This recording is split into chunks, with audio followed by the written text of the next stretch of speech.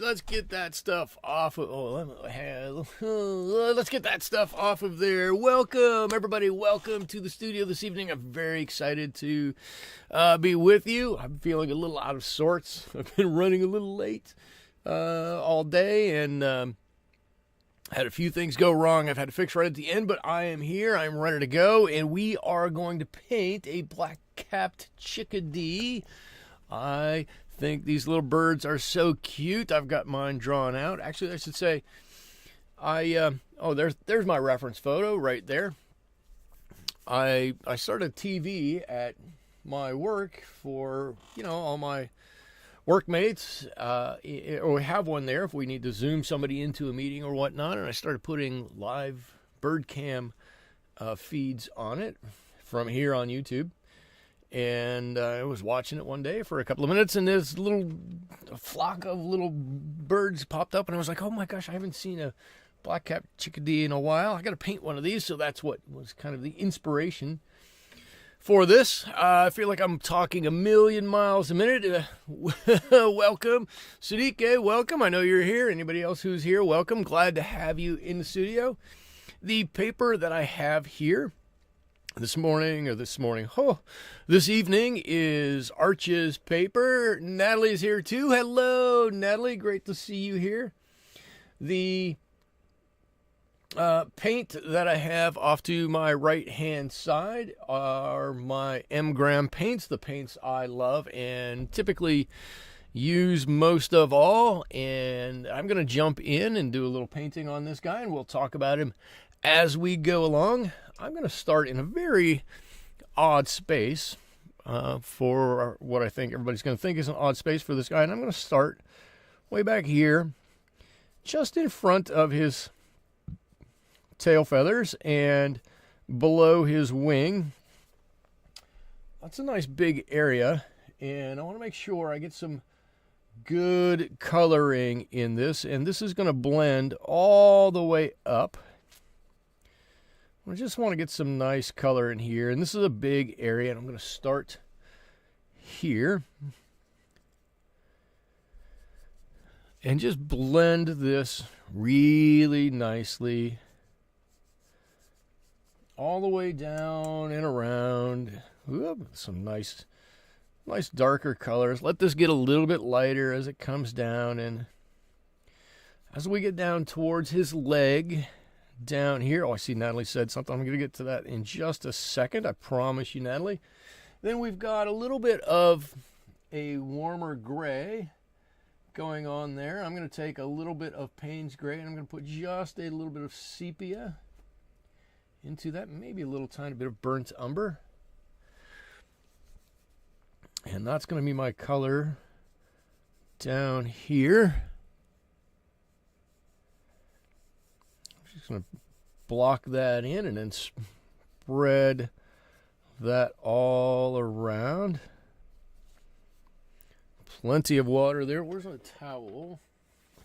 Got plenty of water on there. I have a friend in New York who takes a lot of bird photos near her feeder. Her largest in Denver has been to get them launching into flight. That's cool. And lots of cool cardinal photos. That would be cool. Cardinals, of course, are so pretty.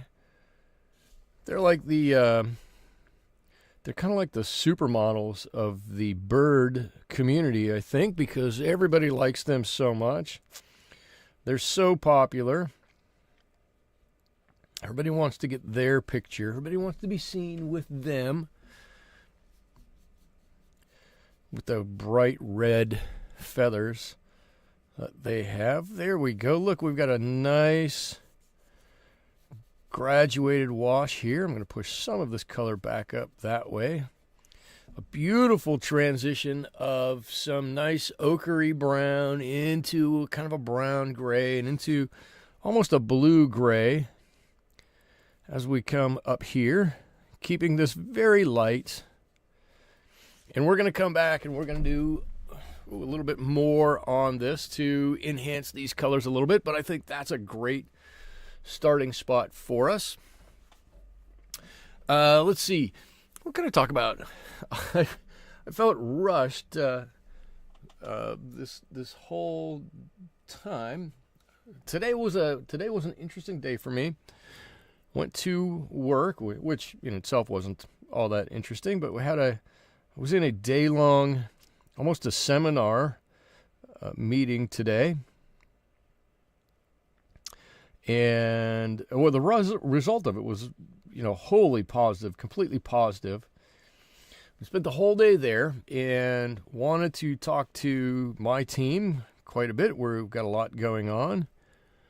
I wanted to make sure that my team had all the resources they needed to get whatever job they're working on done. And they did. My team is fantastic. Sherry's here. Hello, Sherry. Welcome. But because I was away from my team all day, it just felt like a weird kind of a day. And then I got home and had to do some running around and pick my youngest up from high school, and that set me back on my normal schedule here to get ready for this. And so I finally got everything done and ready to go with literally 3 minutes to go until I hit the broadcast button. I say all that just to say I am feeling a little frazzled. Michelle is here. Hello. And Elmer is here too. Greetings from Honduras. Wow. I love that. I don't know that I've had anybody on the stream before from Honduras. Quite a long way away, but welcome. I'm glad you're here. And Elmer, if you have any questions, I don't know if you just have interest in birds, if you have interest in watercolors, if you have interest in anything else, or you just want to spend a few moments with us. I think we're some pretty nice people here that join for this stream every week. But if you have any questions about me or my art or my art philosophy or really pretty much anything else, throw it out there. I don't try to keep too many secrets. I'm willing to answer just about any questions. And, some questions really spur a lot of discussion in the chat and that's what makes these live streams so interesting, is that we get lots of different questions. So if you've got something, throw it out there. Would love to hear from you. All right, I've got a little bit of Paynes Gray here that I'm going to put kind of on this bird's cheek. I don't know. Obviously, I'm not a anatomist. I didn't study anatomy in college. I don't even know what you call somebody who studies anatomy, but anatomy is not my strong suit. So I'm going to put it on his cheek or where his ear would be. And we're just going to take that right on back this whole way. And as we get back towards his flight feathers, we're going to mix in a little bit of this burnt umber. Oh God, I had to stop for a second and think what color I am working with. A little bit of this burnt umber in there just to give a little bit of interest.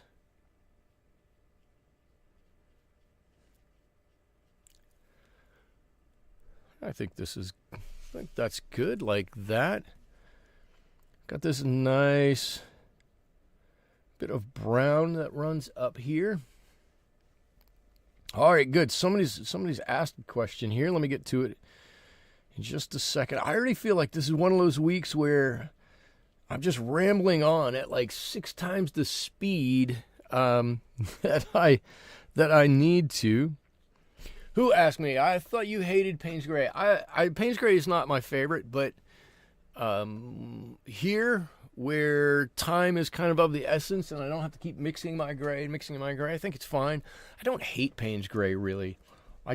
If you want something that's really lively, if you're going to use a large gray area, I think it's much better to mix your own gray, and then you can kind of tweak it to what you really want to see, what you really intend for it to be like. You can make it warmer, you can make it cooler, you can make it more granular. There's a lot of stuff you can do if you mix your own gray. And mixing your own gray kind of is a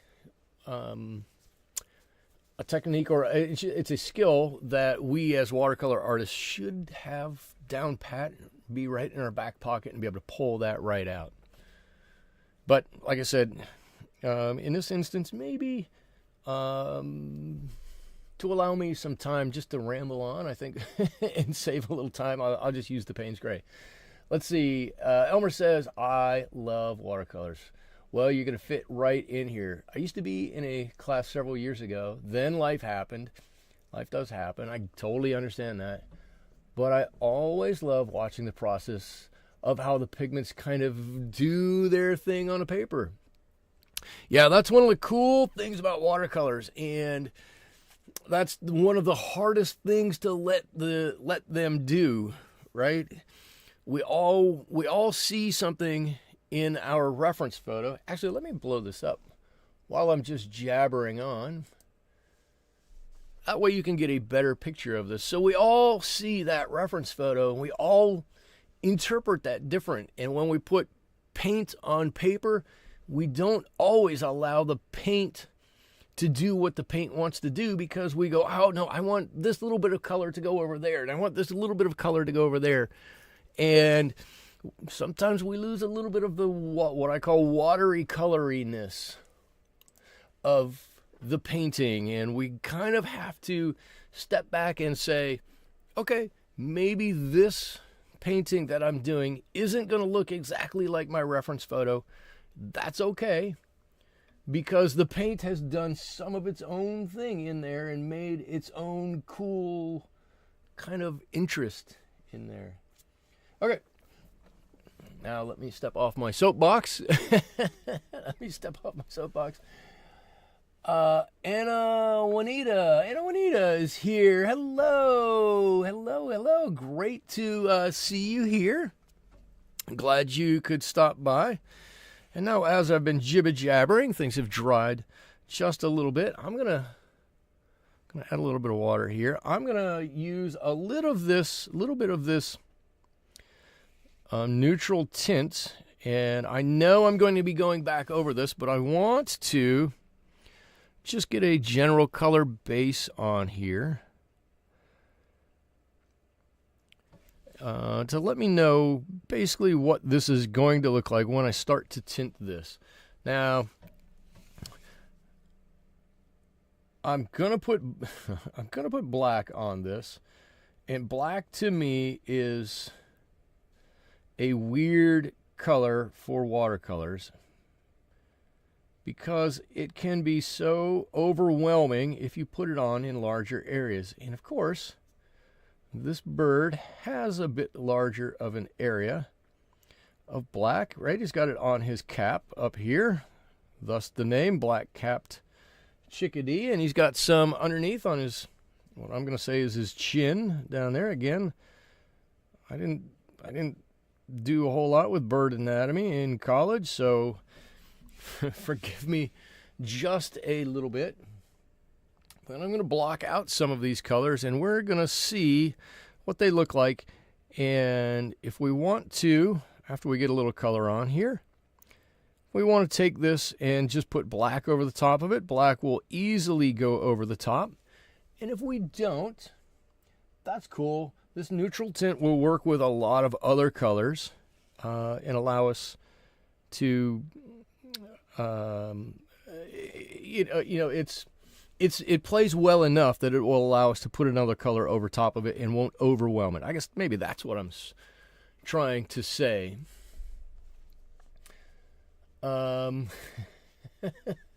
Natalie says, Elmer, the great thing about watercolors is they will be there again when life gives you the opportunity, or that gives you the time, which is true. Elmer, I'm sorry life got in the way of your watercolor paintings, or your watercolor painting, your watercolor journey. Life does have a habit of getting in the way of things. That is for sure. Tracy is here. Welcome, Tracy. We've missed you the past couple of weeks. Great to see you again. I hope things have slowed down for you. I know you've been super busy. Super busy. There we go. Okay. All right. Am I in the middle? I'm in the middle here. All right. Let's see. What do I want to do next? I think I'm going to do the same thing. So his body here, just where I'm touching with my fingertips, is dried. And what's on his back up here is dry. I can come and I can add a little color to his tail and to his flight feathers. Let's see, I'm trying to think, do I have any stories for you guys this week? I do have one story. I guess I do have one story for you all. Not that this is necessarily the best thing in the world, but it's something that I've been doing. I told you all, I'll just tell you. I told you all that I've taken up fishing again after quite a lengthy absence from the sport. And I've relearned how to do some fishing, and excuse me, this past weekend, even though it is getting quite cold here. Wow, Tracy, you work for Amazon. I didn't realize that. That's cool. Even though it's getting quite cold here, I went out fishing last weekend and caught my personal best sized largemouth bass over the weekend. I was so excited. But I'll tell you, I did a really stupid thing when I caught it. I'm going to blame my wife. And this is a good blame. This is not a bad blame. My wife has encouraged me to purchase a video camera, a little GoPro or GoPro knockoff, because GoPros themselves, let me move this up so you can see what I'm doing, are quite expensive. And I did that. And I've been filming myself for a number of months, fishing, and catching various fish and talking while I fish, and generally doing, fisherman type things on film. Well, as it turns out, I was fishing and I cast my line, well, I guess in this direction over here 5 or 6 times, in the middle here 5 or 6 times. I cast it over here 5 or 6 times. I kind of told myself this is going to be the last cast I do. And I should say I was recording all of these. I was like, this is the last cast I'm going to do. If I don't catch a fish here, I'm going to pack up and I'm going to move to another spot. So instead of throwing out my last cast, reeling it all the way back in, then turning off the camera and walking away, I threw my line out, reeled it in most of the way, and then tucked my reel under my arm and held onto it with my hand while I was fiddling with the camera. And the last shot I got on the camera is of my pole going burp and bending forward because there was a fish on the other end of it. And then I knew right away it was a large fish, and I didn't have time, or didn't feel I had the time, to then turn the camera back on so I could record it for posterity's sake. So there you go. That's my story. And I as soon as I hooked into it, I was like, oh, why did I do it this way? So weird. I don't know why I do stuff like that. Okay. So I'm at a good stopping spot right now. This is a great time to stop and think about where we're at and what we need to do. Where we need to add more and where we don't need to add more. So I'm looking at the reference photo up there. I've got a larger picture of it over here on my desktop. So if you see me, that's my story, and I'm sticking to it. I do have a picture of the fish, and it's big enough that I kept it on the scale when I took a picture of it. But it's I don't know. It's funny. I don't know why I do that. Okay. So I'm looking at my reference photo, and which I have a larger version of it over here. And I really like the softness and the way these colors flow through here. Right? I think I want to adjust it just ever so slightly. And I don't know if you can see this. Let me lift this up. I do have a couple of lines on here where there are some feather groups, right? He's got, like, I'm going to call these cheek feathers. And then there's a little something, and then there's this group that are maybe shoulder feathers. Let me see if I put this back up, if you can see at all what I'm talking about. You can see just there on his cheek, right? There's just a little line of demarcation. So we might have to put something in on that for that line of demarcation.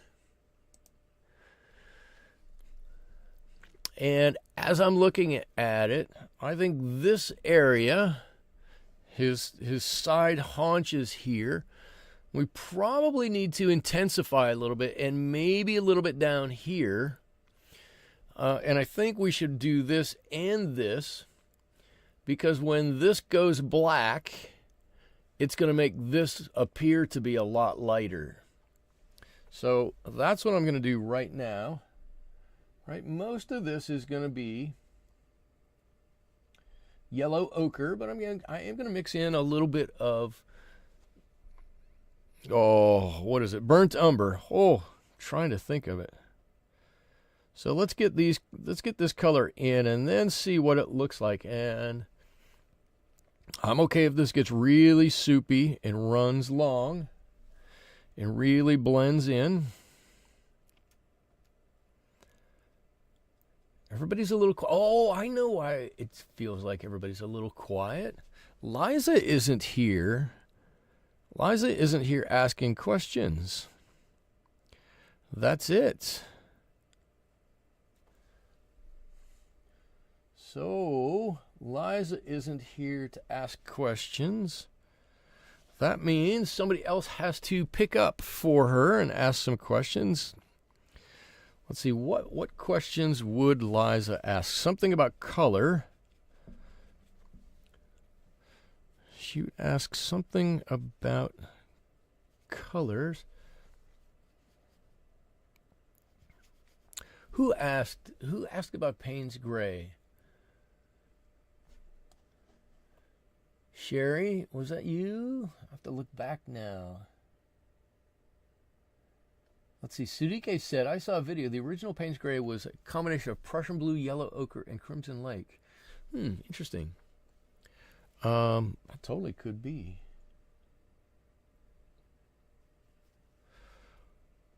That totally could be. I don't know.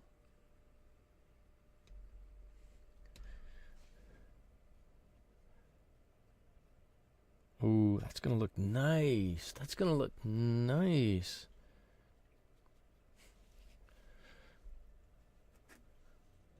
I've got, so for Elmer, who's new here, I do have an apology and an explanation. I turn my page a lot. Let me scroll all the way down in chat. I turn my page a lot. I never learned in school to paint. I'm self-taught, and for me, the easiest way to do a lot of the painting is to turn the paper instead of turning my brush. So if you notice that I'm turning my page quite a bit, it's because that's kind of the way I just learned naturally. Let's see. Liza came and pulled me from under my rock last week. She checked in on me to make sure I was okay. Oh, that's awesome, Tracy. Elmer says, I can't make tell of the kind of paper you're using. Is it hot press? Okay, cool. So, great question. This is this is Arches cold press paper. I believe it is 140 pound paper, but that's a great question. This dark color has to go up higher. This dark color has to go up higher. I know it is that because I cut this myself off of a larger sheet of paper that I had previously used for something else. And I looked at the watermark that was on.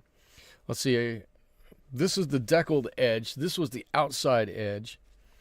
So one of these two sides, there was a corner and it had the watermark there. And I noticed it when I cut it, and the only arches I have had that has a grain or a tooth to it. I don't think you'll be able to see there. You can see a little bit of, you can see how the granulation is falling out a little bit, which tends to lead you to believe, because it is cold pressed paper. I still think this needs to be a little darker underneath here, but I'm going to let this sit. It's wet. This part up here is starting to dry, and I don't want to continue to wet here because I'll get a back run that'll go back that way. And so I'm going to let this sit, and we're going to work on something else. Sherry says, I'm quieter because I'm eating supper, and I'm a very slow eater. Sherry, take your time. You're doing great. We'll be here when you're done with your dinner. Has the honey ever coagulated in the tube? No, I have over here in my cabinet. I've probably got, I don't know, 40 tubes of M-gram paints, and they have separated ever so slightly on a couple of them. Nothing I can recognize that's out here on my palette, but I have had that happen from time to time. But once it's on the palette, I just mix it in. I've never had a problem with it, and I've never had a problem with the honey in my M-gram paints separating so much that it's left extra pigment in the tube when I'm done with it. Let's see. Tracy, you're packing orders right now? How is that possible? I don't know how you guys do it. Oh my God. I didn't realize you were, I mean, I knew you had said that you watch sometimes from work. I didn't realize you were literally physically working and doing a lot of heavy moving and boxing and packaging while you're watching this. Oh my God. Bless you for joining while you're doing that. Holy cow. Elmer says, yes, I see the grain now. Okay, cool. Thanks, Michael. I love arches. Have you ever tried Bao Hong? I have. So, I bought 2 rolls of Bao Hong paper. One roll is a student grade paper, and one roll is an artist grade paper. Both cold pressed, both supposedly 140 pound or 300 GSM. And I like both of them. I'm going to mix in, I'm just going to tell you what I'm doing. I'm going to put a layer of black on here. I'm going to make this darker. I don't want to go too dark too quickly. And I can show you on a painting over here that I was doing a couple of days ago that I think I went a little too dark too quickly on, and you'll see the result. But I'm going to put a little bit of sepia in here, which is going to help to, I don't know, just warm that black just a little bit. Black can be so cold and so overbearing.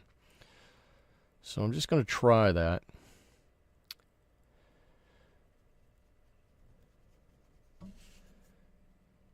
And now I would swear I was answering a question and I have forgotten what I was answering.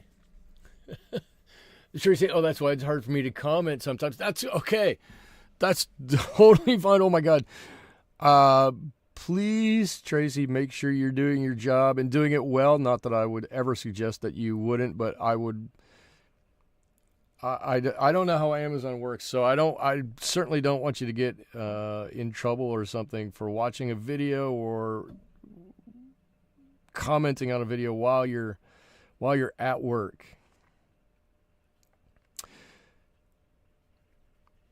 All right, there's just a little bit of extra darkness on that guy, and I've left that edge a little deckled. Oh, Bao Hong paper, that's what I was talking about. Oh, thank you, Natalie.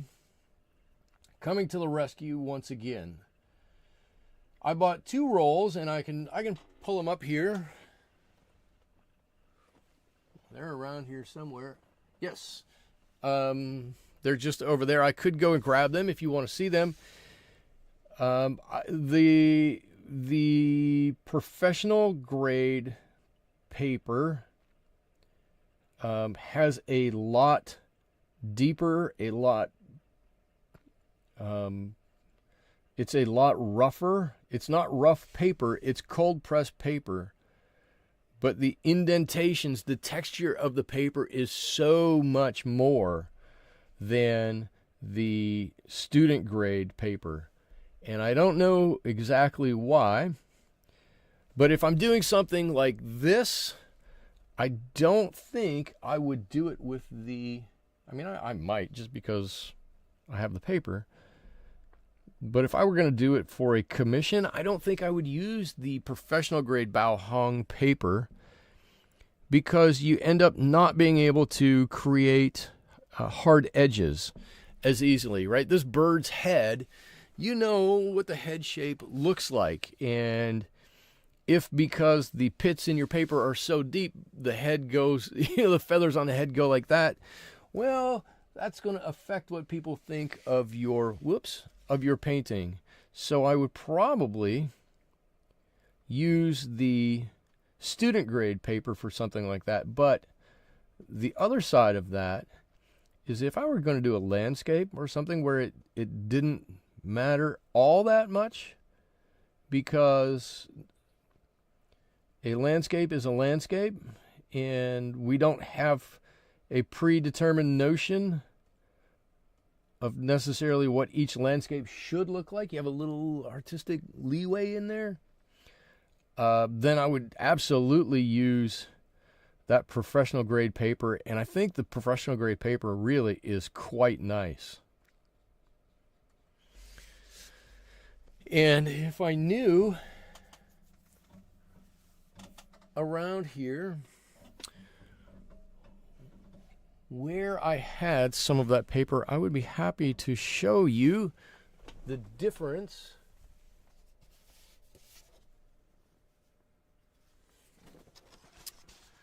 Okay, so let's not show you that one, which is terrible. Here's one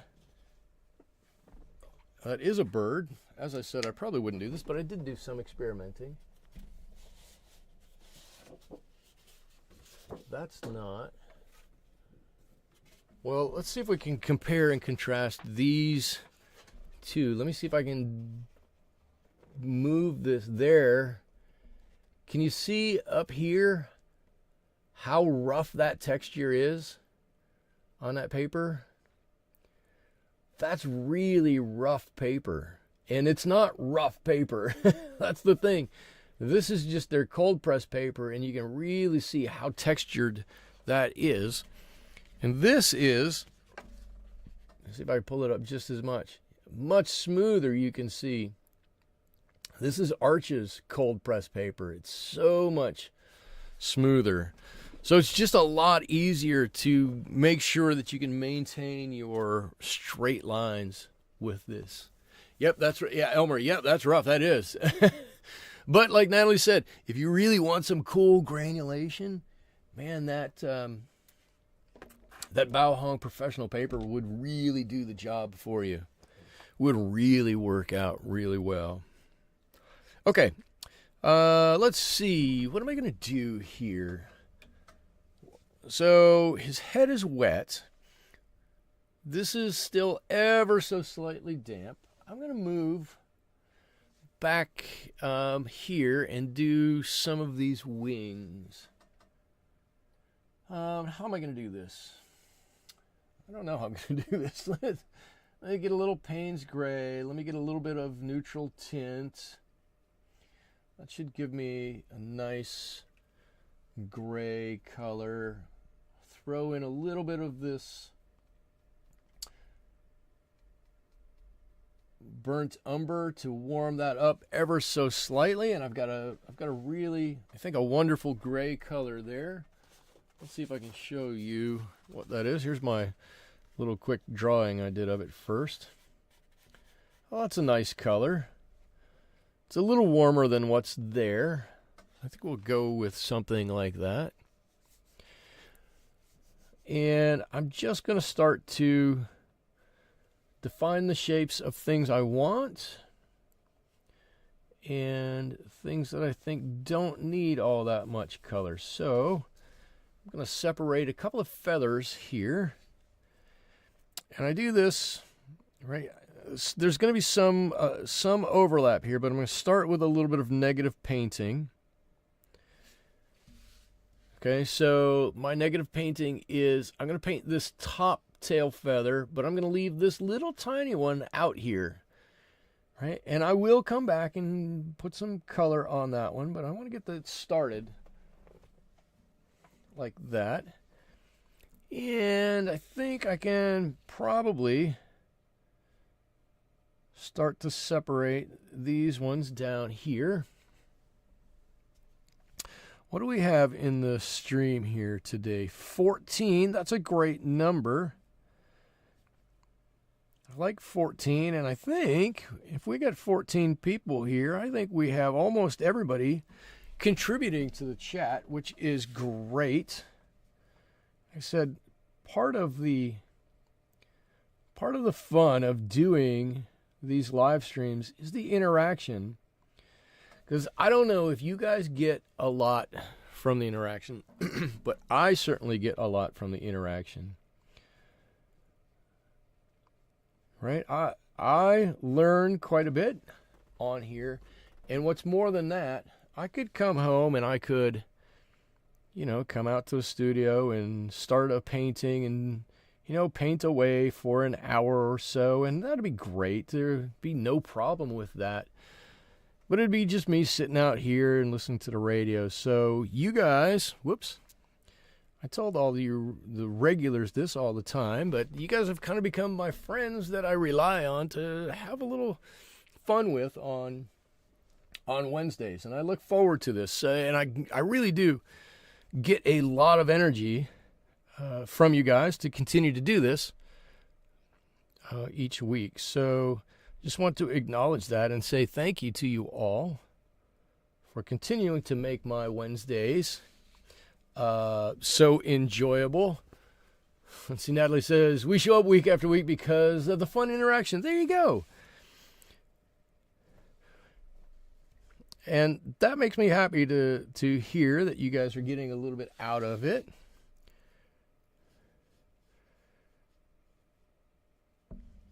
Right? We all can stand to learn a little bit from watercolors. And we can all stand to learn a little bit from each other because we each approach watercolors slightly different. I'm absolutely certain. And we all have a little different understanding of it. And if we can all come together and talk about it and converse about it and have a good time and enjoy each other's company, well, then we're that far ahead. All right, cool. So I like this color that's starting to come on here. What colors do I have? Or just give me some of these colors. I'm looking at this wing. I'm going to darken this wing up a little bit. I'm probably going to screw up my color profile here, but I just dropped maybe a little bit of black in there. And because you don't get huffy if we be off topic. I don't. It's half the time. I don't know about half the time, but a lot of the time, let's just say a lot of the time, it's the off-topic stuff that makes things so interesting, right? If you go to your friend's house or you go out for coffee with your friends and you already know what you're going to talk about and you've talked about it 100 times before, yeah, you might have some fun. There might be some value in that. But the fun is encountering those things that you haven't encountered before and talking about those things that are weird or wacky or, cause you consternation or whatnot. So I don't get huffy about stuff like that. That's the fun stuff.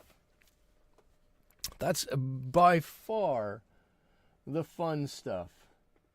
I go through this with my team at work too. I'm like, we do so much rote stuff, right? We do the same stuff day after day, sometimes week after week.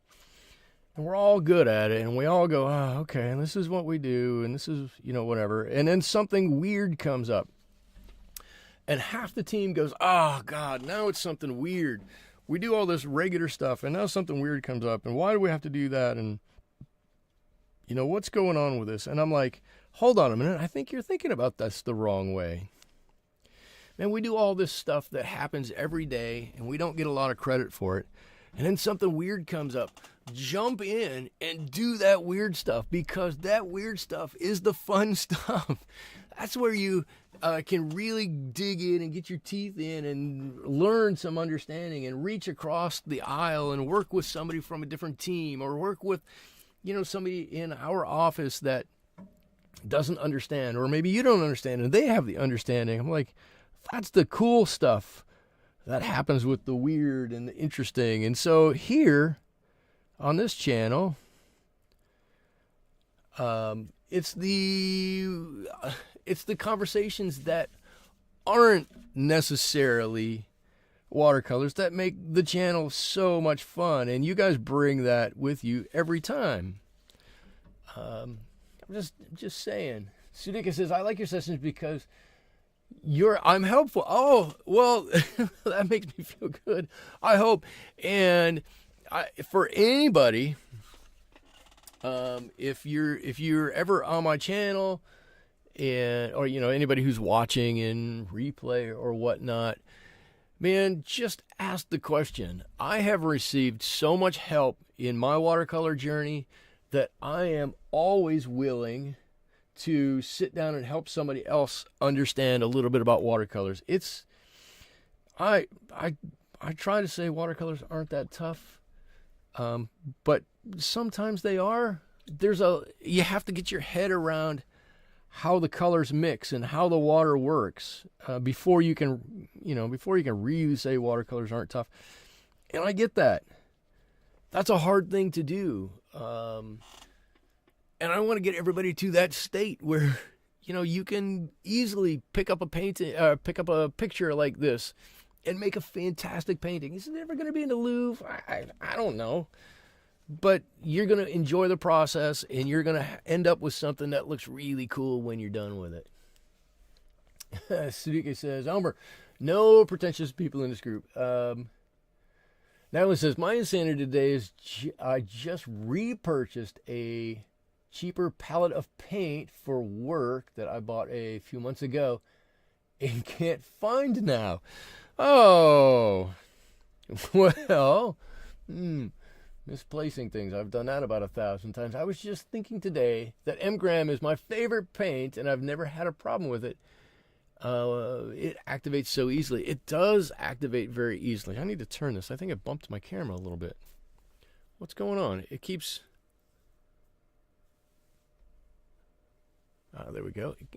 It keeps going back to the way it was. Sudike says, Sherry, how are M-Gram paints in hot weather? That is something I can't answer because it never gets hot here. M-Gram is easy to pick up compared to Daniel Smith. Daniel Smith is cool, but man, Daniel Smith has some weirdness to it. Weird color combinations. Cool, but sometimes weird. All right, you know what? Is everything dry? Nope, everything's not dry there. Okay, I'm not going to do that. I was going to put a dark bit underneath here to separate this top wing from his body down below, but still a little wet to do that. I'm liking this under here. I'm liking this color up here. I think I'm going to continue to work. I'm just going to grab some color and work here, and you guys ask me or tell me when you need me to do something different. I'm going to add a little color. Boy, this is starting to get pretty granular up here. I'm going to add some color to his bib, his chin. What do we call this under here? His chest. I'm not sure what the name of this area is here, but that's okay.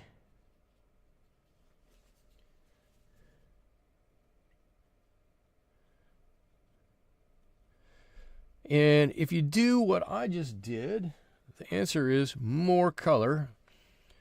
So what I just did, this is one of the things that you learn with watercolors. I put my color down, then I put too large of a drop of water on it. And I risked having just color around the edges of things and maybe not exactly where I wanted the color to be. The water would just push it away. The answer is, the answer to fixing that is more color and spread over a larger area. There you go, problem solved. Oh, I was going to show you why I think black gullet, chest feathers. I like chest feathers. Gullet.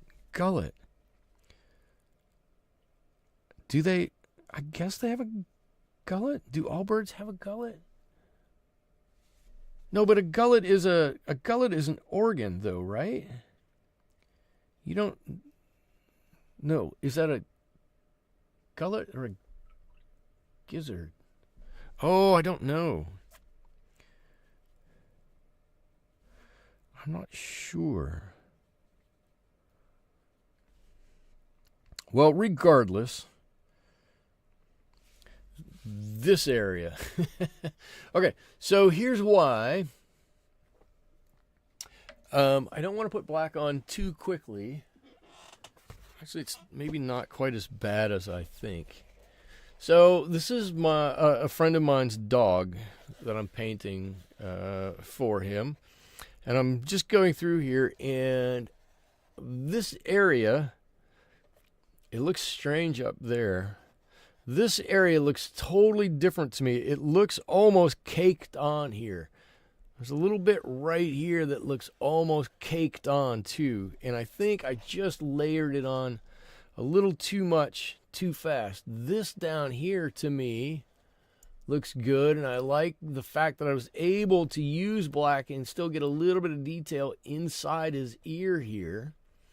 I do need some more black in some areas here, but these areas, I don't know, it just doesn't look quite right to me.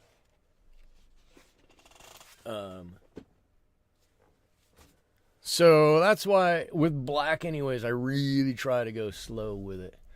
Google just says they're breast. Okay, I can get that. Anna Juanita says, I remember my great-grandmother made a beautiful Oriole once, but I couldn't figure out what was wrong with it. She gave it 4 legs. 4 legs!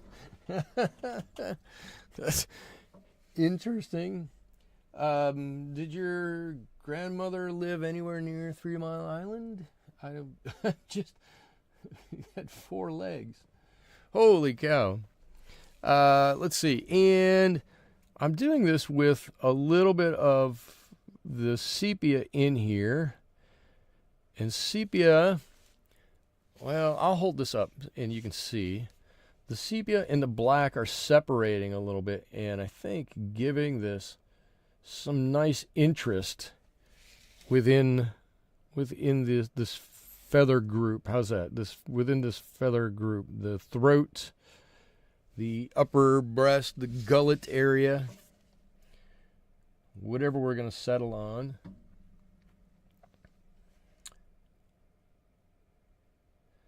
And does anybody else have this problem that I'm about to describe to you? I've been using these brushes for a while now. I love these brushes. These are my King Art 9020 brushes. Very much love these brushes. Again, King Art, if you're listening, sponsorship opportunities await. But what happens is, well, let me finish this before I start describing something, because I'm trying to concentrate. There you go. Concentration has to happen sometimes. So these bristles, even clean, I'm just going to clean them, have gotten stained and are quite dark. This is what they started out like.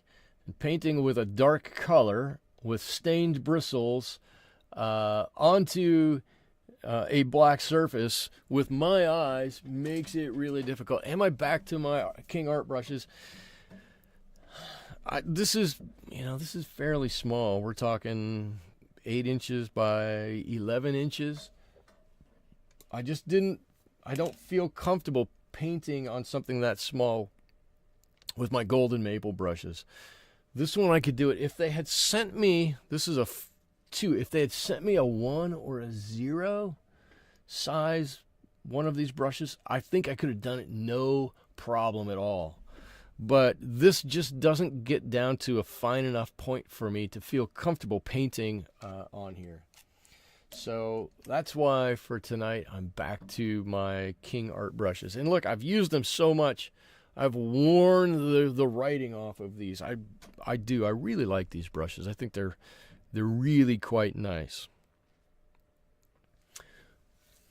Let's see. Or throat. She never had any mind problems. It was just a funny oops. You know what? Funny oopses are sometimes the best oopses that happen. They just are. I hope she was able to look at it and get a little laugh out of it. Sometimes that stuff just... I've done stuff like that. I've probably done a lot of stuff like that on here with you all, and looked at it and gone, why did I do that? I don't understand what I was doing there. That just doesn't make any sense. All right, I've just defined a few feathers underneath there. Okay, that's good. I'm going to darken up just underneath this wing. Now, this wing is still going to get a little darker, and that's fine. But we need a little bit of darkness underneath this wing. regardless of what color it is above, and this is going to help define the distance that wing is from the rest of the bird's body. Right? The larger this area of color is, the bigger that gap is. And I've made this a little dark, but I'm not worried about it because of two things. One, it's going to dry slightly lighter than it is, and two, there's going to be a dark color on top of it, so that dark line won't look quite so dark. Okay, whew. Yeah, there you go, Sadique. That's a great idea. Maybe your grandmother should have said the extra pair of wings belonged to another bird that was behind that one, like a smaller bird but standing behind. It would have been perfect. Would have been perfect. Let's see. We got a leg here.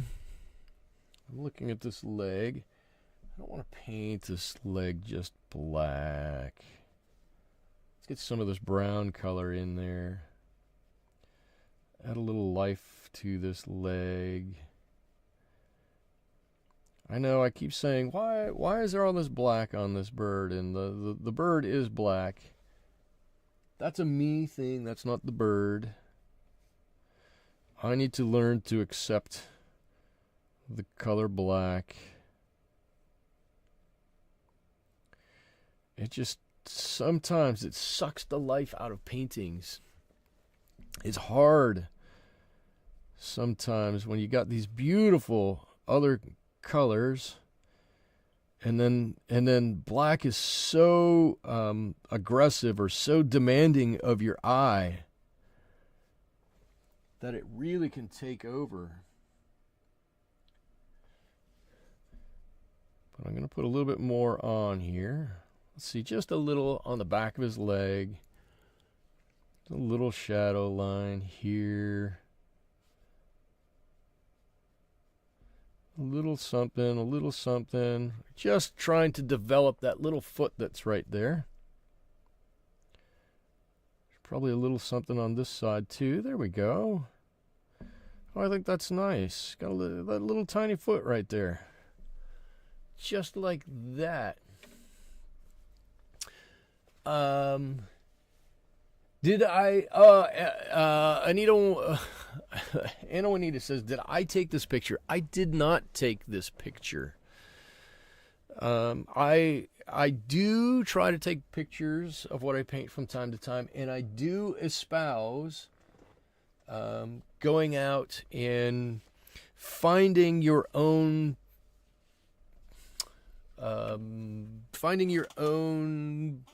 taking your own pictures and finding your own spot to paint. And I like to go around my town and sit down and paint, or take pictures of my town and come back here and paint all of the interesting little places like that. But in this instance, I didn't. These birds don't come to my area, or I don't believe these birds are native to my area in California, so I wouldn't have seen these, but I do like them quite a bit. I believe this picture came from, and you all, I believe, or most of you have heard me talk about it before, a website called Paint My Photo. If you haven't heard me talk about it, I'll say a little bit about it now. Paint My Photo is a website that was started by an artist named Bob Davies in the UK. And Bob has since stepped away from it to make sure he had enough time to pursue other projects. But he set it up so that artists who are learning to paint or draw or do photography would have a place to put their art and talk with other people who are either artists or learning to do art could offer assistance. And I got started on that website, I'm going to say 15 years ago. It was a long time ago, and I've just kind of stayed on there, and I do monthly watercolor painting challenges on there and whatnot. It's a really interesting website. It's one of those things where you're only going to get out of it what you put into it. So if you put up a painting, you find a picture, you do a painting of it, you put it back up, you give some attribution to the person who took the photo, it'll come up on their site and they can give you some feedback on it, or other people in different groups. Like I'm saying, I do a lot of watercolor stuff on there, obviously. So I get a lot of feedback on my watercolor paintings. And when I was just starting out, when I would post something, I would say, hey, I'm struggling with this or with that. How would somebody here tackle that? And I got a lot of great advice on how to do a number of different things. So it's just a reference and a resource for people. But I believe that's where I got this reference photo from. So I did not take this one. And I cannot take credit for any of that. Let's see. Susie says, chickadees are everywhere in Canada. Sure, bird feet are a bit weird when you focus on... Bird feet are not a bit weird. Bird feet are incredibly weird. They're misproportioned. They're too long in some areas. They're not long enough in other areas. They look odd. And that's okay. Oh, Kenya is here. Hello, Kenya. You're really late tonight. No. You're right on time. We're just getting to the good parts just now. So glad you could make it. Thank you for stopping by, for taking time out of your schedule to stop by. I would fill you in on what we missed, but it's a lot.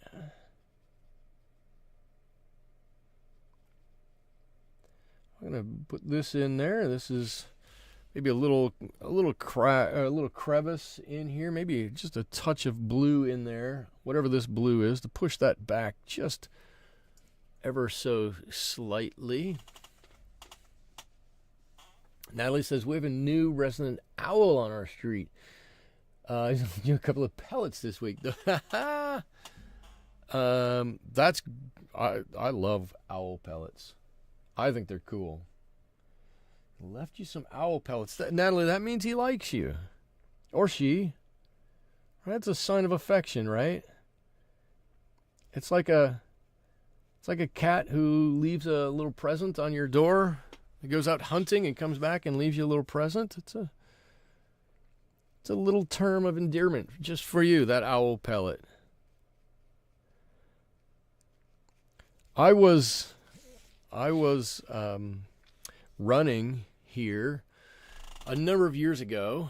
I'd get home from work, and then you sit down and you start doing whatever you do with the family, and you take a deep breath, and before you know, it's dark, and I was in a mood where I was going to get back into really good shape, and I was going to run, and so every night I was going out and running. And the next block down from me, 2 blocks down, 2 blocks west, and 3 blocks north of me was an intersection that had a big light in that intersection. I was running through it, and I was like, what is in the middle of that intersection on the power line? What is that? And it was an owl sitting there, and he stared at me from the time I was coming up until the time I ran all the way through, and all it moved was his head, and he watched me go right underneath him, and it was so unnerving. So unnerving.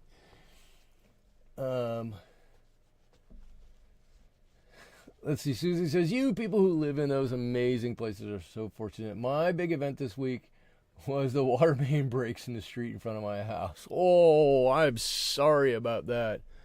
Oh, no. And Natalie, you say your husband keeps the owl pellets in a jar? I'm not sure how I would feel about that either. They are cool, though. I don't know that I live in all that of amazing of a place. This is another thing I was talking with my team about the other day. Somebody started the conversation, well, what's the best place to live? And, you know, where's a good everything? It's like, man, you know what? Every place is a fantastic place to live. It's what you make of it. It's not... The places are cool.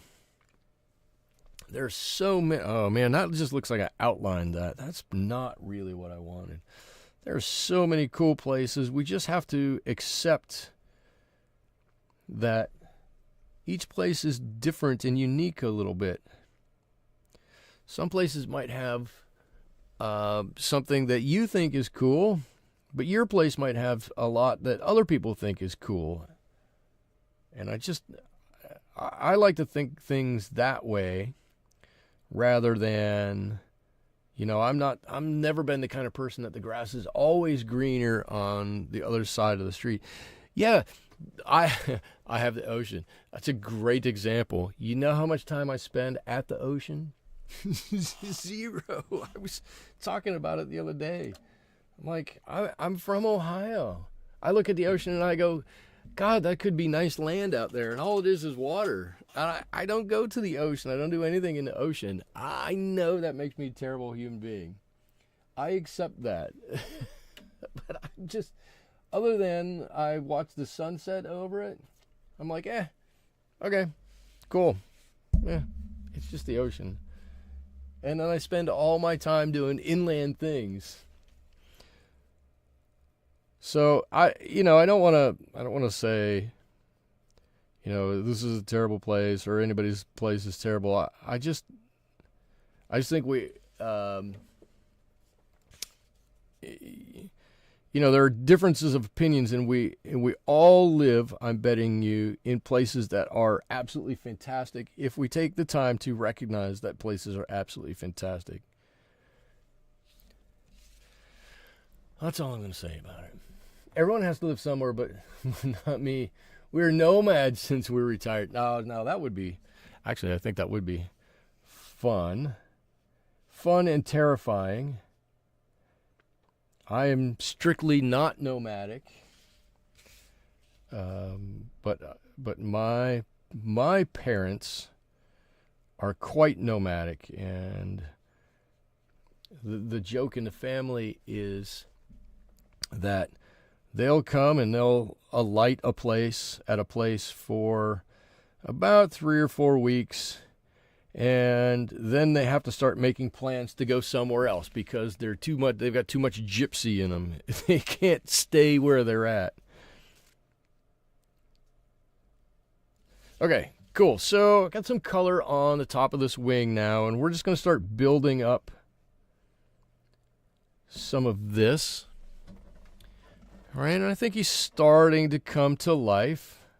Let me pull some of that color up a little bit. There we go. I think he's starting to come to life. He's definitely got some interest. Michael, you've spent more time by the ocean in the last 5 years than I have, but I'm glass half full. I probably have spent more time by the ocean. I do take my kids down to the ocean, and I will watch them. Like my youngest will go down there and go surfing, and I will make sure that he's safe. Nothing's going to happen, and if something does happen, I will jump in and do my best to rescue him. But quite honestly, and it makes everybody mad, I will take a sketchbook down with me and just sit there and sketch. And go, everybody's like, well, what are you doing? You're at the ocean. I go, yeah, this is a perfect time to sketch seagulls and pelicans and, you know, whatever else happens to come by. And this is a perfect time. Otters, it's a perfect time for that. And they're like, yeah, but you have the ocean here. And I'm like, yeah, okay, I get it, kind of. I said I'm terrible. Let's see. Susie says, Sherry, I heard you about the bird feed. Natalie, wasn't too bad. Workman fixed it. Oh, your water main break. Good. I'm glad they were able to fix that. And Kenya also says, oops, my bird's out of shape here. Sherry, that must be fun and interesting to live somewhere else all the time. Sudika says, Sherry, if I were younger and I had the money, I'd buy myself a truck camper or a camper van. That would be fun. There you go. Natalie says, I'd be sketching by the ocean too. Right. And then Tracy says, that's awesome. I'm assuming being semi-nomadic in the camper life, which is actually kind of cool. I will say, I do walk down to the ocean, not because I want to go to the ocean, but because it's a good destination and a turning point. And not a surprise, I don't think, would be a surprise to anybody. We have many surfers here, and many of the surfers that we have here kind of live in their vehicle, or at least part of the time they live in their vehicles. And so I'll tell you what, I see some of the camper vans that they have fit out. Woo, man, talk about nice. They get those big Mercedes vans and deck them out. Linda is here, new here. This painting's awesome. Thank you, Linda. Thanks for joining. I'm going to go through the same spiel. If you have any questions, I don't know how long you've been here or how long you've been listening, but if you have any questions about anything, watercolor, art related, or not, throw them out there. I love answering questions. I'll do my best to answer anything I can for you. And if you have a question that's not necessarily an art question, I'll probably answer that too, because I like answering those questions. Those are sometimes the best questions to answer. I'm just trying to give some kind of interest to this thing down here. I guess I'm looking at the reference photo, and it's some kind of rock here, and I'm not all that concerned with having a whole lot of detail on this. Most of you know my philosophy on things that are not your main subject. It's not the main subject. Don't waste too much time on it. In this instance, we might gain something by flushing this out a little bit, but I'm not going to do too much with it. Susie says, you agree, this is awesome. Tracy says, hi, Linda, welcome. Of course, welcome. Suzuki, when I go to Lake Michigan or Superior, it's always weird because there's no salt smell. Yeah. And Natalie says, I love watching camper van walkthrough videos. Man, how people can pack so much into one of those camper vans, I have no clue, but people do it. It's pretty amazing how much you can get in one camper van. Okay, so what I need to do here, I'm looking at this. So this is where I'm going to take a step back. we're just over an hour into this. And I think we're doing really well. If you'll give me a second, I'm going to get something to drink. But I'm going to tell you where we're going to go with this. Oh, that's good. As I'm looking at this, these are the things we have yet to do on this. We've got to, even though this is black, we've got to get some kind of shape on his head. We've got to figure out how to do that. I think we can do some of that. I might have to pull a little color off here, but I think we can do that. Of course, we have the eye, but the eye is a little different. I would like to put a little darkness, just like we're going to do when we try to make his head look a little rounder. I want to put a little bit under his beak here to make it look as though, right, this whole area is round here. Yes, we have his beak to do yet, and we'll get to that. I've got a few details to clean up on his feet here. A few feathers to go here. I think I'm going to take this one layer darker and blend this up. All right, I'll show you the reference photo. And you can see this area is pretty dark here, and it blends up. But if you notice, this dark line that's here underneath that wing doesn't really look that dark anymore. We've got to put a shadow underneath here, and we've got to darken up a little bit on his tail feathers, and we need a little bit of texture on his body. So we're really not that far off. Okay. Whew.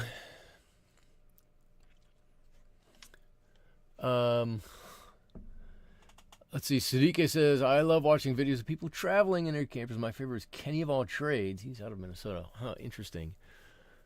And you guys are going to check out videos.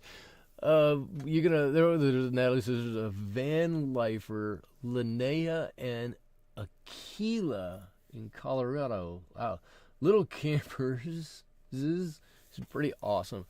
All right. So you guys got some camper videos to check out. I actually like that. Campers are cool. All right. I'm going to start with a little bit of this Quiacridone Rose. I'm going to start with this inside of his mouth here, inside of his beak.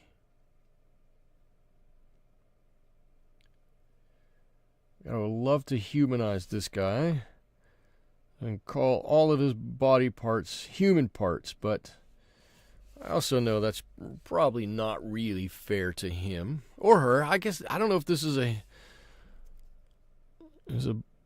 boy or a girl. I don't think either of them have flamboyant colors. Organization is the key to living in a van. We have a queen size dedicated and a large fridge in ours. We got rid of everything I had, sold our house, and moved into our van with a puppy. Holy cow. With a puppy. That's brave. All right, I'm just going to drop a little bit of color in here. Let's make this a little purplish inside his mouth. Something like that. As long as it's still wet, we can get away with doing pretty much anything we want in there. Let's make sure that that looks exactly like we want it to look like, and I think that's pretty good. For that, it looks like his mouth is definitely open. I'm going to go into my black. Again, I'm going to warm it up just that little bit. And here's what I'm going to attempt to do. And I'm going to make sure I don't have too much color on here. I'll give a little bit of color back here, and then I'm going to blend it out. I'm going to try and do this really gently because I think the black lifts a bit and can be tricky. Okay, a little bit there. I'm going to come under, well, let's see. I'm going to come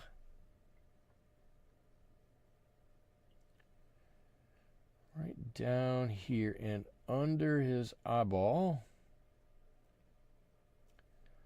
with a little color. And I know I don't have his eye done yet. We're just gonna soften that edge. And I know you can see it's shiny on there. You can see where some of that color is. So almost no moisture on this brush at all. And I want to push this color just down a little bit. I'm going to take that same bit of color and I'm going to fill in this area just under his beak. I want that to be nice and dark. Maybe a little bit down his breast. Okay. And again, almost no water on this, just enough to spread that color to get rid of any hard edge that would come in. If you're not happy with it, now is the time to push that color around. I've got a straight line here, and I don't want a straight line. I want something not a straight line. I need to adjust it a little bit. I'm going to pick this up so you can hopefully see this in just a second. I think this is going to help a little bit. Almost no water on that. Almost none. Okay. So I hope you can see there's a little bit of, oh, I can see where it's going to push right back up there. Give me 1 second. This is where having done this a million times comes to help. So I've got it in kind of a diamond pattern like that, and I'm hoping that this stays darker and it gets lighter as it comes out. It leaves that, see that watercolory bit right there? I like that. Catherine is here. Catherine, have you been here before? Catherine, I'm just looking up and seeing your name. Love the painting so far. Never tried watercolor before, especially the brown gradient you have on his body. Oh, here. Also, does your little bird friend have a name yet? No, I don't have a name for him. Oh, I don't have a name for him. He needs a name. He does need a name. No, I don't have a name. I think, let's see, what would be a good name? That's a fantastic suggestion. That's a fantastic suggestion. What could his name be? So if I were going to name this little guy, first time, Catherine, well, first time. First of all, thank you for joining, and second of all, thank you for participating, and thank you for suggesting that we name this little guy. I think that's great. Now, but I do have to think of a name because I don't have one off the top of my head. See, I would name him this guy. I think I would name this guy.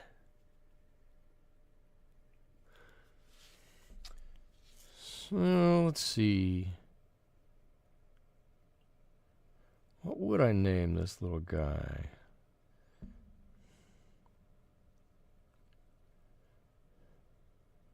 Anybody have any suggestions? Chuck! So, Sherry,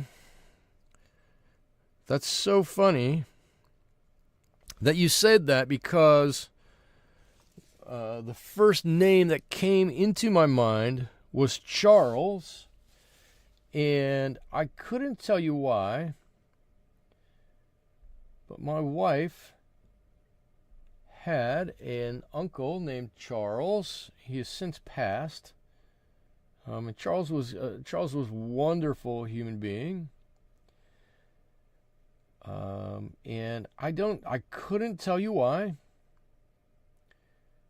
but this bird kind of reminds me of him. And so the first word that came to mind, if I were thinking of a name for this guy, would have been Charles or Chuck. So I think that's going to be a great name for him, Chuck the Chickadee. Let's see. Possibly an old-timey grandpa kind of name. I like Chuck. My brother's also called Charles. There you go. Charles the Chickadee it is. I like it. I love that. Okay. I've got a first coat on his beak here. It's a little wetter than I wanted it to be, and I don't want to do anything more with it. And I think I got just a little bit of of moisture on that black, and I'm hoping it's not going to ruin that. That's okay. We're going to deal with it. We'll handle anything that comes. But I'm going to move on to doing his eye, Chuck's eye. See, I like that. Great minds think alike. Chuck the Chickadee. Chickadee Charles. So I'm going to start with a little bit of Paynes Gray on here. It's not going to end Paynes Gray for certain, but we can layer this up. But what I do want it to be is slightly different than all of the colors all the way around it. If you see this thing in the wild, your eye's just gonna pick it up. That the eye is slightly different than the surrounding colors, and when we do it in watercolor, we kind of have to force that issue a little bit. And I think we can do that by starting with a different base color and then layer on. Chuck looked like he's requesting the feeder be refilled.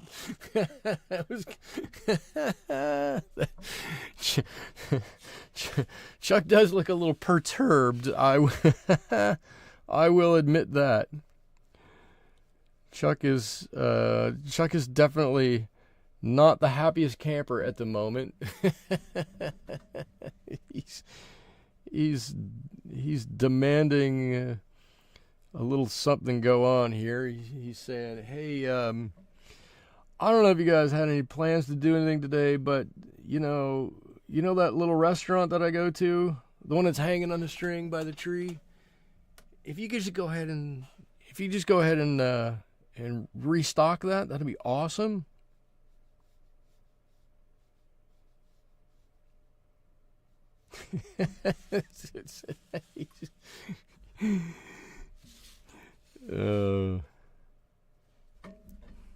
Chuck, I love it.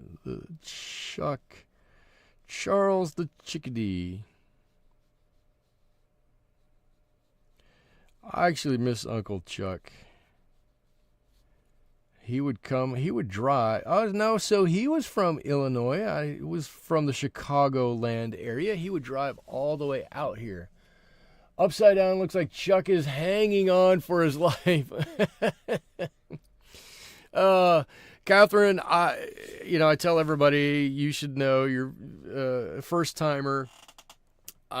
I find it so much easier to turn the page than to try to turn my hand and get into these weird angles. It's just so much easier. So for myself, I turn the page. I'm sorry, but I can't not do it because that's the way I've painted for so long. But yeah, he does look like he's hanging on a little bit there, doesn't he?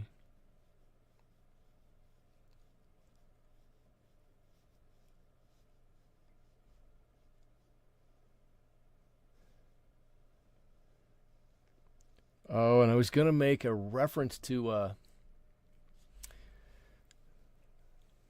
80s song now, and I can't remember who the singer is. It's probably like Kim Wilde or somebody. Who's saying you keep me hanging on?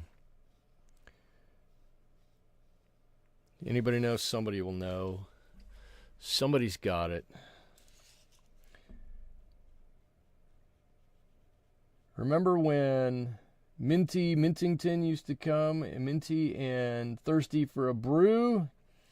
Man, they always were on looking stuff up right away and getting you the answer before. The Supremes sang that? Did they? God, that is not who I would have thought. I was going to say like Kim Wilde or somebody like that. I mean, unless maybe she redid it, which is entirely possible.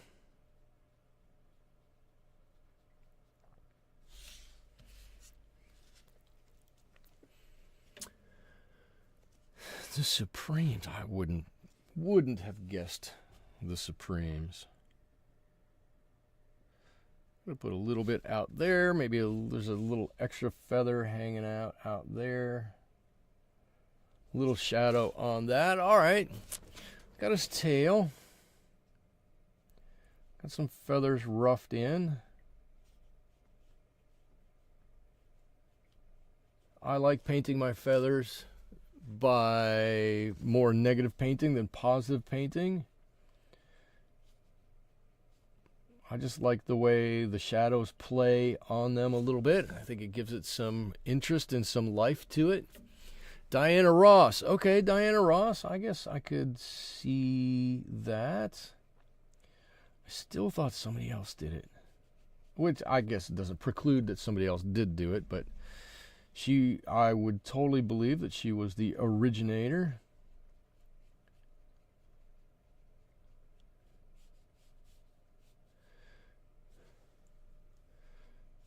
All right, all right.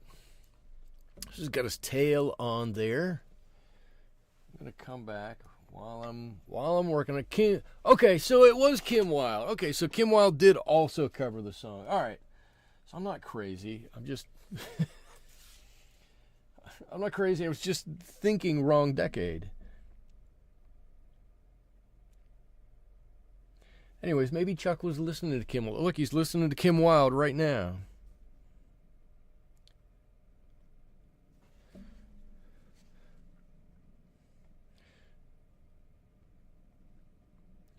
So we have a radio station here where I live that plays. One station plays mostly, not entirely, but mostly 80s music. And when the kids get in the car with me, that's usually what's on the radio. The other day, my youngest, as I've got the radio turned up and singing along and having a good old time, my youngest goes,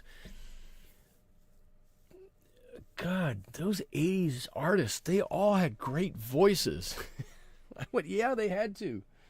They didn't have auto-tune. They had to learn to sing.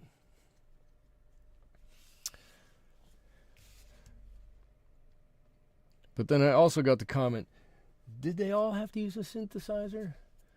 Chuck belting out the song at the top of his lungs. You go, Chuck. You got it. Yeah, okay, I think I'm just going to darken some of this in here. I think it needs to go a little bit darker down here. Not too much, but a little bit. I don't know, we have got some dark over here. Let's mix all of that together.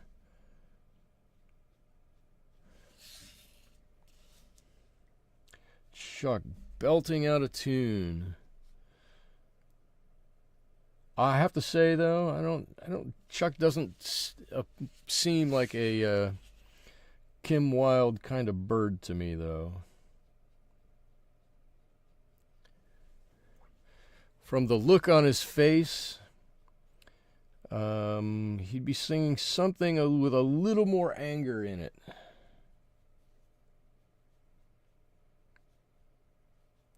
Something that would make sure he got his point across a little bit more than Kim Wilde. All right, did I go too far with that? Oh, I don't think I went too far, but I think I need to pull this color up a little bit higher. Come on up a little bit higher. I think that's better. I think that's a little bit better. This for me is the big challenge with watercolor. Technically, I can paint all kinds of things, and I can make stuff look like whatever, right? And we can have a debate on how good, you know, my paintings are, and I'm happy to have that discussion. But part of it is trying to figure out how dark do I go with that? How light do I go with that? Where do I put my darks? How do I incorporate my lights into this? How do I incorporate my lights? How do I maintain the lights, the highlights, so I don't cover them all up, right? For me, those are the big issues. Dwayne is here. Dwayne V. All right. Campers, 80 musics, and live watercolor painting. Guess I won't go to bed yet. That's awesome. Yeah. Hang out, Dwayne. Hang out. Stay up a little bit later. Okay, I'm going to ask another question, too. So I posed this question to the team that I work with just to see what they would say. And there's no right answer. I listen to all decades. I love hip hop and rap. Oh, okay, wow. Actually, there's some really good hip hop songs. So here's the question, and everybody can take a crack at answering. And again, there's no right answer, no wrong answer. So if somebody answers one way, let's just say that's fine. What is, if you think of an American fruit, what is that fruit? What is the most American fruit that you can think of? And I have two answers that I like in this. I could go either way with it, but I'm curious what you guys think. I'm trying to get some striations in this rock, and I don't think I'm doing it justice. Sudika says apple. All right. Cool. Apple was my first thought. And Natalie says apple too. All right. Wait, avocado? Avocado. I didn't ever think of avocado. Avocado? You're going to have to explain how you came up with avocado to me. Now it says strawberries. Interesting. Ouch. Strawberries.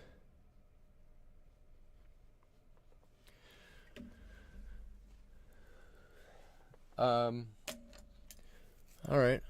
Anybody else have any thoughts on that? I'm gonna tell you the two that I thought. Oranges. Interesting. I'm going to tell you the two I thought, and I'm going to tell you the one other one that I thought was a really good answer from my team. But of course, you know, everybody is able to have their own answer, and I totally get it. I'm not saying mine answers are right or anything. Let's see. Dwayne was going to say oranges too, SoCal and Florida. All right, I get it. I think that's a good answer. It didn't make my top three. Susie, the question is, what is the most American fruit you can think of? That's the question. All right, Chuck's got a little color in his beak now, which I wanted to get. It's not quite so flat gray. Come on, give me a little, I want a bit of color right on the side there. All right, cool. I like that a lot better. All All right. Before I get too far into it. Now this is New York apples. All right, New York apples. It wasn't the old rule, strictly a South American, North American fruit. Here's this watermelon. Is that, I guess that's a fruit. Okay. So, tomato. All right, yeah, I got tomato as a possible answer. So my answer, my first answer that I thought of was apples, right? Why wouldn't it be apples? America loves apples, right? Baseball, hot dog, apple pie, featuring an apple, and Chevrolet, right? It's ingrained into us. Apples are a thing. So I was like, cool, it's got to be apples. Then I thought about it, and I went, wait a minute. We had kind of an important figure in history that chopped down a cherry tree. Maybe the cherry should be up there. Yes, Johnny Appleseed from Ohio, I'm going to say. Right? Love Johnny Appleseed. So then I thought, well, okay, maybe the cherry is up there as one that could be there, right? American lore. George Washington chopped down the cherry tree before he rode across the Atlantic. I don't know, whatever George did. Before he threw a silver dollar across the Delaware, something, I don't know, whatever George Washington chopped down his tree before he did something. So I was like, okay, well, that's going to be a good answer too. But then one of the guys I work with went, well, if you really want to think about it, a lot of the southern states in America were, the only fruit for them was a peach. So for years, the peach would have been it. And I went, oh, okay. That makes some semblance of sense to me. So to me, those were the three that I could easily see the relevance to. I don't know. I don't even know what a pawpaw is.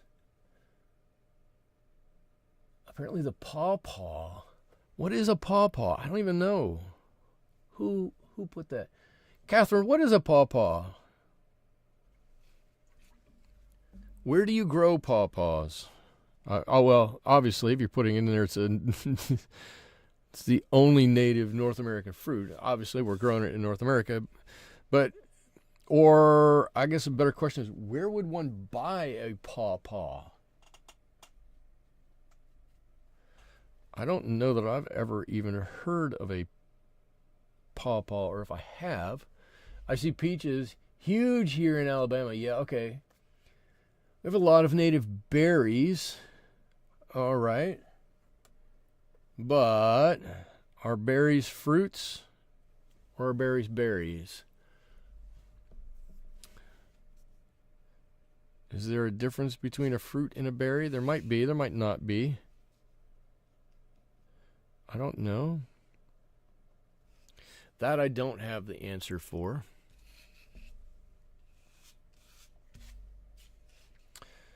All right. And while you guys are discussing, I'm just continuing to add a few layers here and there.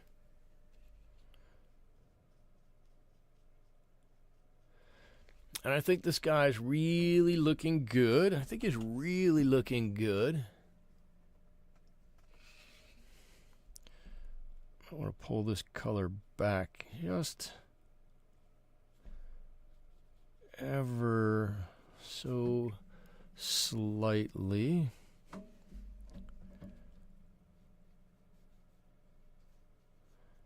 think he's looking pretty pretty snazzy, I think.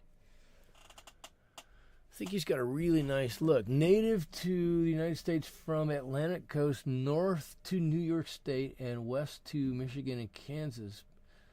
The largest tree-borne fruit native to North America. We must not have been able to get it to market all that well, or we'd all be eating pawpaws. I swear, I don't know what a pawpaw is. I'm gonna find a pawpaw. I wonder if I can get him here.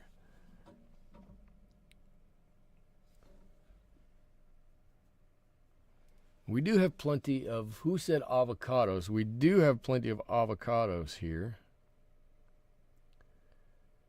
Unfortunately, I don't eat avocados because I don't think they taste all that good.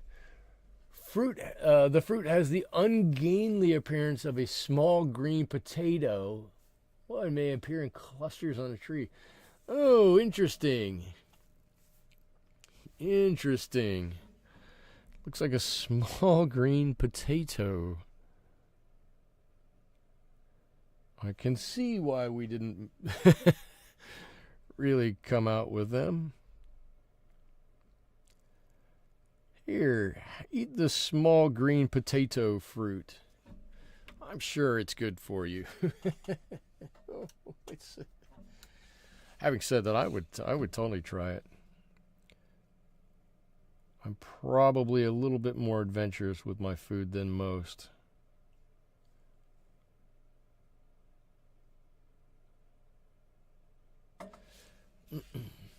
All right, I think his feet are getting fixed a little bit here.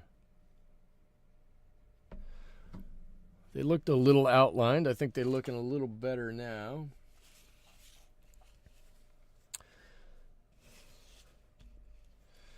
See, it's the unfiltered pawpaw discussion that you just don't get on everybody's channel.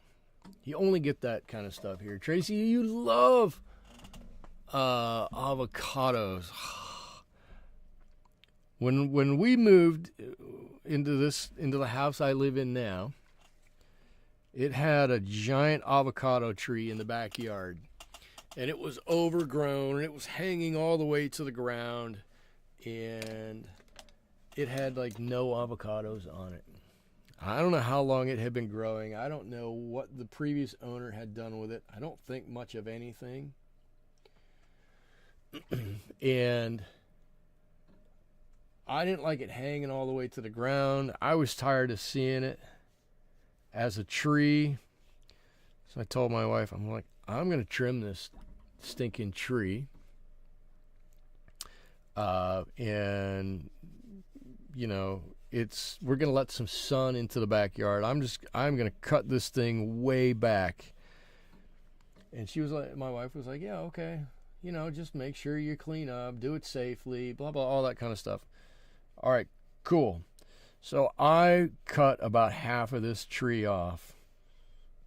And for the next 2 years, we got so many avocados off of this tree. And they were so big. I mean, they were bigger than a softball. They were gigantic. And there were so many of them. My kids would put a stand out in front of our house, and I bet the 1 year they were really selling them like every weekend, I bet each of them would make $80 a day selling these avocados for 25 cents a piece, 50 cents a piece. We just had so many of them, we didn't know what to do with them. And then my neighbor, I shouldn't say this too loud, she might hear me. My neighbor's avocado tree was growing over our garage, and you know, all the leaves were falling on our garage, the branches were all down. Well, one Sunday morning when she went to church, I went over there and I trimmed half of her tree back, and she didn't really notice. But what did happen was the following year, she got a lot of avocados, and she came over to our house one day and she was like, hey, do you guys need any avocados? For the first time in 30 years, my avocado tree's making avocados, and I've got so many of them I don't know what to do with them. My wife looked at me and she's like, don't say a thing. Just leave it be. I'm like, no, I'm not going to say anything. So I got her some avocados too. All right, cool. I actually really like Chuck here. I think Chuck looks pretty fantastic. The only thing I'm going to do with him is, I think the highlight that I tried to leave on his eye didn't come quite enough. So I'm going to give him a little highlight on his eyeball there. And I think that's about it. Now, we haven't had a big avocado rush like we had that first year, but we have had a lot of, we were able to plant a garden and we got a lot of other stuff out of it. So I think we're okay. All right, so Chuck is looking dapper. Chuck is, I'm going to just cut this off. Chuck is looking dapper. I think this is about all I want to do with Chuck. Quite honestly, I think if I keep doing things with Chuck here, in essence, I'm only going to be fiddling and I'm not going to be adding anything to what we've got here. You know, that may or may not be true. I could darken this up maybe a little bit. I could darken this up a little bit. But I think in general, what we're seeing from Chuck is some life. And I like seeing that in him. So let's do a little reflection here. If I look at his head, that little black I put back here and that little black that's under here really is just enough to set off the lighter area that's up here. And that, with the little light around his eye and the highlight, gives his head a little bit of shape. This under here turned into a little bit of a mess. I could clean this up a little bit, but honestly, I don't know if we're going to gain a whole lot by cleaning this up. And it might be that by trying to clean this up and make this a little smoother, we ruin some of this cool modeliness that's in there. His beak isn't nearly as dark as the reference photo. I don't think it matters. I like that his beak is lighter than the rest of his body. It helps it stand out. You know it's his beak and it's right there. And he's got the little bit of red that's in his mouth. Helps you really feel like it's open. I put a few lines on here, and I do this from time to time. Painting individual feathers here would be problematic. So you just give the indication that something's here, and I do it in the shape. So these lines kind of come down, lines here across, and these lines in general go up to help accentuate the shape of his body here. You know, a couple lines here for his feathers, his flight feathers. His tail comes way out, very pronounced.